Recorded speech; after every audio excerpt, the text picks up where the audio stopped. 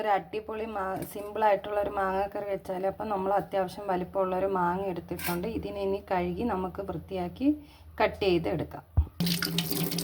അപ്പം ഞാൻ കട്ട് ചെയ്തെടുത്തിട്ടുണ്ട്. ഈ വലിപ്പത്തിലാണ് ഞാൻ കട്ട് ചെയ്ത് എടുത്തത്. അത്യാവശ്യം പുളിപ്പുണ്ട്. ഇനി നമുക്ക് ഇത് മാങ്ങാക്കറി വെക്കാനുള്ള ഐറ്റംസ് നോക്കാം.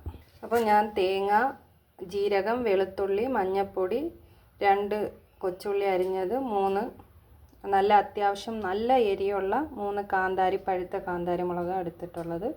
ഇനി ലേശം ഉപ്പ്.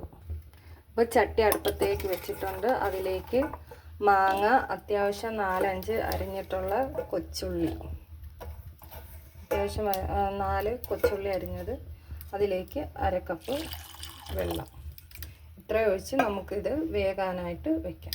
മാങ്ങ അടുപ്പത്ത് വെച്ചിട്ടുണ്ട്. മാങ്ങ വെന്ത് വരുമ്പോഴേക്കും നമുക്ക് കൊച്ചുള്ളി, കാന്താരി മുളക്, 3 അല്ലി കരിവേപ്പില, തേങ്ങ, വെളുത്തുള്ളി, ജീരകം, മഞ്ഞൾപ്പൊടി, ലേശം ഉപ്പും കൂടി ഇട്ട് നമുക്ക് അമ്മിയിൽ വെച്ച് ചതച്ചെടുക്കാം.